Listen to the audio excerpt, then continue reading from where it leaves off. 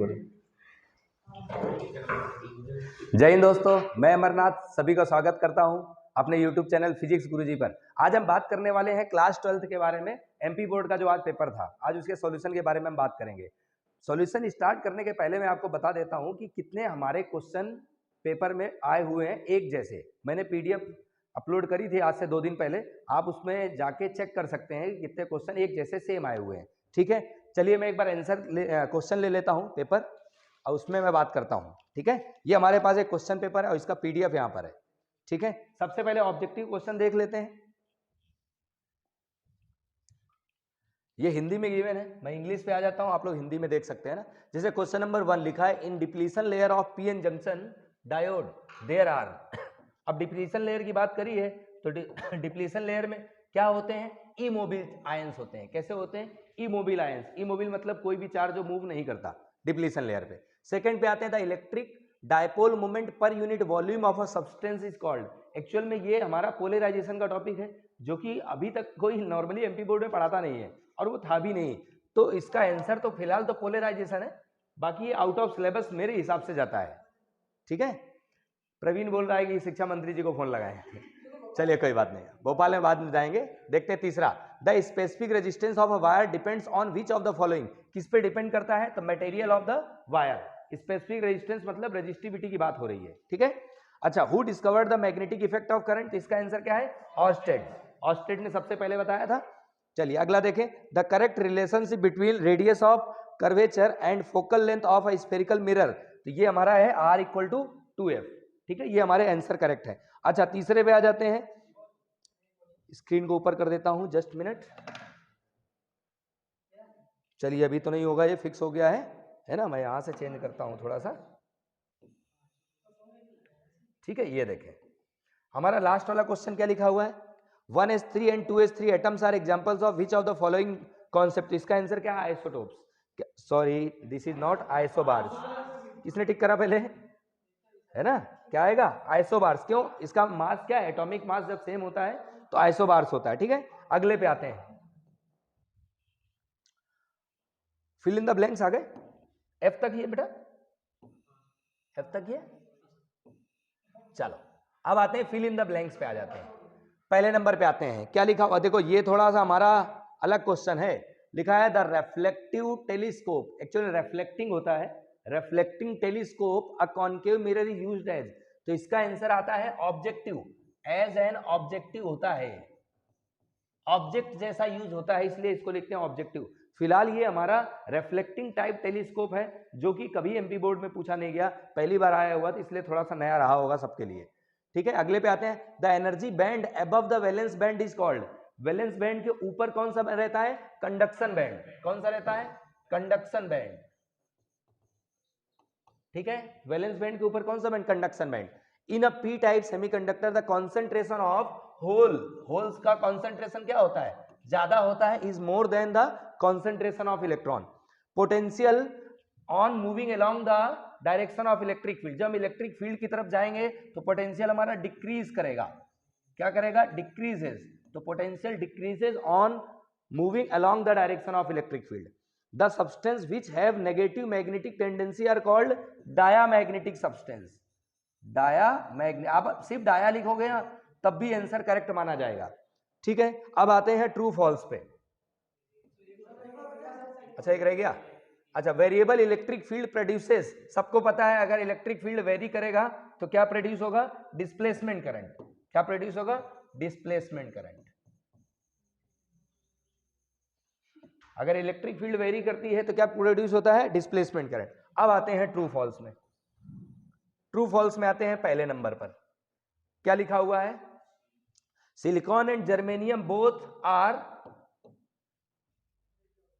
Just minute erase कर देता हूं इधर। Silicon and germanium both are examples of compound semiconductor. ये फॉल्स है। ये क्या है? फॉल्स। क्यों? क्योंकि ये हमारा कंपाउंड नहीं होता है। कंपाउंड हमारे होते हैं गैलियम आर्सेनाइड फास्फाइड। ठीक है, तो ये फॉल्स हो गया। Electric field inside the cavity is always zero. ये ट्रू है। इलेक्ट्रिक फील्ड किसी भी कैविटी यानी कि क्लोज बॉडी के अंदर हमेशा जीरो होता है। Resistivity of semiconductor increases with increase in temperature. ये फॉल्स है क्योंकि कंडक्टर के साथ ऐसा होता है। रेजिस्टिविटी कंडक्टर की टेम्परेचर बढ़ाने के साथ बढ़ती है, तो ये हमारा फॉल्स हो गया। The Lorentz force of a stationary charge in any magnetic field is zero. अगर चार्ज रेस्ट में है तो हमारा लॉरेंट फोर्स क्या हो जाएगा, जीरो। ये हमारा ट्रू जाएगा, क्या जाएगा, ट्रू। ठीक है, electromagnetic waves can not propagate through any physical medium other than vacuum. ये फॉल्स है, ऐसा नहीं है। इलेक्ट्रोमैग्नेटिक वेव हमारी हर एक जगह ट्रेवल करती है, ठीक है, हमारे अर्थ में आती है, या तो एटमॉस्फेयर होता है। ये भी हमारा हो गया। आते हैं नेक्स्ट पे, इसके बाद हमारा कौन सा है, मैच कॉलम पे आ जाते हैं। ठीक है, मैच इन कॉलम पे आ जाए। पहला हमारा क्या लिखा है, डबल स्लिट एक्सपेरिमेंट। क्या लिखा हुआ, double slit experiment of interference. ये किसने करा था, यंग्स ने करा था। तो यंग्स वाला ऑप्शन कौन सा, 7, मतलब पहले वाले का 7 करेक्ट है। ए वाले का कौन सा, 7th। Dual nature of matter किसने बताया था, डी ब्रॉय ने बताया था, तो ये हो गया D Broglie 4। Mass energy equivalence relation किसने दिया था, आइंस्टाइन ने दिया था, ये पहला हो गया। इलेक्ट्रोमैग्नेटिक फोर्स किसने बताया था, कूलम, कूलम्स का है ना electromagnetic force, electrostatic, sorry magnetic बोल रहा हूं मैं। डायरेक्शन ऑफ इंड्यूस करंट किसने दिया था, लेंज ने, तो ये हो गया तीसरा। इलेक्ट्रोमैग्नेटिक वेव हमारा कौन सा है, मैक्सवेल। इलेक्ट्रोमैग्नेटिक वेव किसने बताया था, मैक्सवेल ने। तो ये हमारे हो गए मैच कॉलम। आते हैं वन वर्ड्स के बारे में भी बात कर लेते हैं। वन वर्ड्स क्या दिए हुए हैं, which type of extrinsic semiconductor is obtained when a pure semiconductor is doped with trivalent impurity. अगर ट्राइवेलेंट इम्प्योरिटी मिलाएंगे तो कैसा सेमीकंडक्टर बनेगा, तो ट्राइवेलेंट का मतलब 3 इलेक्ट्रॉन है, 3 इलेक्ट्रॉन 3 बनेंगे, एक एक्स्ट्रा रह जाएगा इलेक्ट्रॉन, तो कौन सा मिलेगा ये, एन। बेटा ट्राइवेलेंट है ना, पी टाइप, पी टाइप बनेगा ना।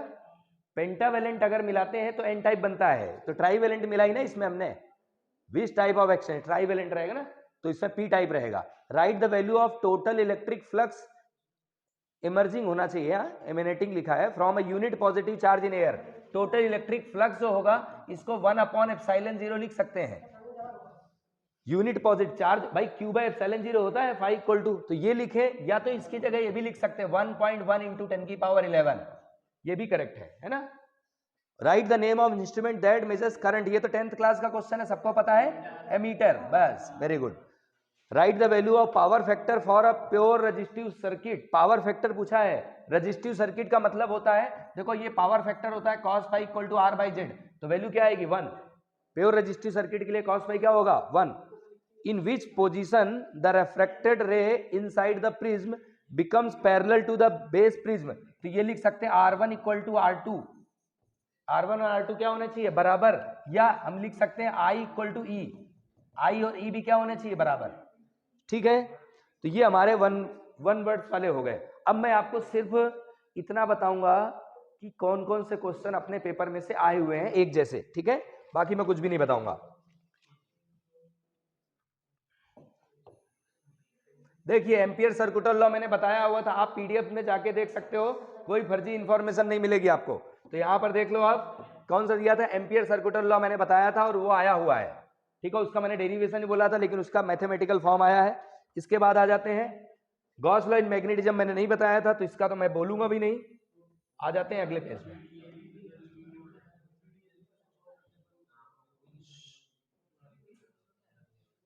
अच्छा ये देखें, क्वेश्चन नंबर 7 लिखा है, which wave are called heat waves. ये भी मैंने नहीं बताया था क्योंकि इलेक्ट्रोमैग्नेटिक स्पेक्ट्रम का है, कोई बात नहीं, ये भी हमारा नहीं है। मैं बात करता हूं इसके आगे, ये रिफ्लेक्टिंग टाइप, ये भी, ये देखो ये तो बहुत सिंपल है, लेकिन मैंने बताया नहीं था फिलहाल, तो मैं इस पे नहीं जाऊंगा, आगे आ जाता हूं। अब यहां देखें, पहला हमारा न्यूक्लियर फोर्स मैंने बताया था, क्वेश्चन नंबर 9 आया हुआ है। हाफ वेव रेक्टिफायर बताया था, वो भी आया हुआ है। इलेक्ट्रिक फील्ड की कैरेक्टरिस्टिक बताई थी, ये भी आया हुआ है। अच्छा इसके बाद ये देखें, एक हमारा क्वेश्चन नंबर 12 मैंने बताया था, स्टेप अप स्टेप डाउन में डिफरेंस कहाँ जा रहा है भाई, नाराज हो रहा है क्या, स्टेप अप स्टेप डाउन में डिफरेंस बताया था, वो भी आया हुआ है। नेक्स्ट पे आ जाते हैं, देखते जाए आप लोग कौन कौन से क्वेश्चन आए हुए हैं, ठीक है। अच्छा जैसे मैंने बताया था, इसमें फोटोन वाला क्वेश्चन बाहर है क्योंकि मैंने नहीं बताया था, फिलहाल पीडीएफ में नहीं बताया था, क्लास में तो खूब बताया मैंने। तो यहाँ पर आ जाते हैं, ये वाला मैंने बताया था, स्टार भी लगाया था कि ईएमएफ वोल्टेज में आएगा, बिल्कुल आया हुआ है, ठीक है। न्यूमेरिकल व्हीट स्टोन पीस भी बताया था, वो भी आया हुआ है। अच्छा न्यूमेरिकल जो है थोड़ा सा बाहर चला गया, क्योंकि न्यूमेरिकल मुझे उम्मीद नहीं थी कि ऐसे एमपी बोर्ड पूछेगा, बट पूछा था उसने। टीआईआर मैंने बताया हुआ था, TIR सबको पता है, ये TIR आएगा। Thank you everyone. हमारे सभी छात्रों के लगता है 95 ऊपर मार्क्स आएंगे। और वेव फ्रंट इसके और पे तो नहीं बताया था मैंने। नेक्स्ट पे आ जाते हैं। हाँ, एक मैंने बताया था यहाँ पे देखो, न्यूक्लियर फिजन और फ्यूजन, ये भी आया था 4 नंबर का सीधा। Thank you everyone. ठीक है, अच्छा ये हमारा सीरीज कॉम्बिनेशन का है। मैंने जो PDF दी थी न्यूमेरिकल की, उसमें से एक क्वेश्चन मिलेगा आपको इस पैटर्न का, इस पैटर्न का। ठीक है, चलिए नेक्स्ट एंड लास्ट पे आ जाते हैं। सबसे लास्ट पेज में LCR सर्किट सबको पता था ये आएगा, और ये LCR आया हुआ है। ठीक है, और एक और मैंने बताया था F1 F2, F equal to F1 into F2 upon F1 plus F2। इसमें पावर पूछ लिया है, एक स्टेप वही है। उसी के आगे मुझे बेटा देखो रिजल्ट आता था 1/F1 प्लस 1/F2। इसको लिख सकते थे P equal to P1 plus P2, बस इतना। अगर आप यहां तक भी करते हो ना तो आपको 3.5 मार्क्स मिलने चाहिए। बट फिलहाल इसके एक स्टेप और है, सबको पता है कि पावर और फोकल लेंथ का क्या रिलेशन होता है। हमारे सभी छात्र भावुक हो गए हैं क्योंकि उनके मार्क्स कुछ ज्यादा ही अच्छे आ रहे हैं। मिलते हैं रिजल्ट में, जुड़े रहें। थैंक यू, जय हिंद।